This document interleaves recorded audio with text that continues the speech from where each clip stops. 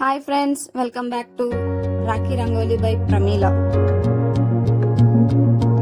नमः ॐ वररूपिण्यै नमः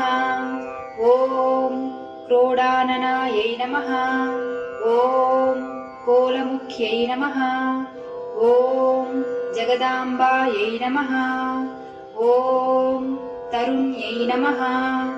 ॐ विश्वेश्वर्यै नमः ॐ शङ्खिन्यै नमः ॐ चक्रिण्यै नमः ॐ खड्गशूलगदाहस्तायै नमः ॐ मुसलधारिण्यै नमः ॐ हलसकादिसमायुक्तायै नमः ॐ भक्तानाम् अभयप्रदायै नमः ॐ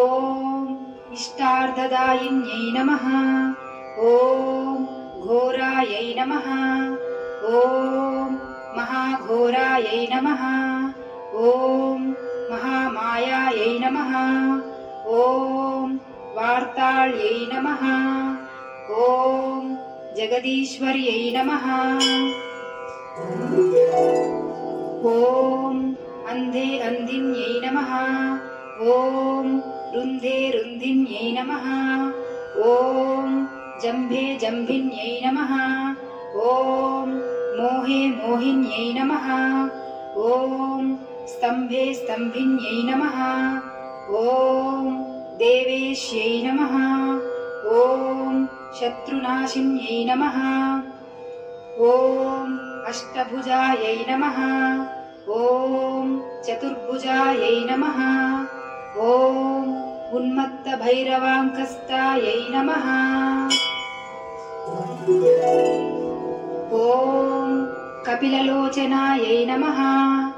ॐ पञ्चम्यै नमः ॐ लोकेश्यै नमः ॐ नीलमणिप्रभायै नमः ॐ अञ्जनाद्रिप्रतीकाशायै नमः ॐ सिंहारूढायै नमः ॐ त्रिलोचनायै नमः ॐ श्यामलायै नमः ॐ परमायै नमः ॐ ईशान्यै नमः ॐ नीलायै नमः ॐ इन्दीवरसन्निभायै नमः ॐ घनस्थानसमोपेतायै नमः ॐ कपिलायै नमः ॐ कलात्मिकायै नमः ॐ अम्बिकायै नमः ॐ जगद्धारिण्यै नमः ॐ भक्तोपद्रवनाशिन्यै नमः ॐ सगुणायै नमः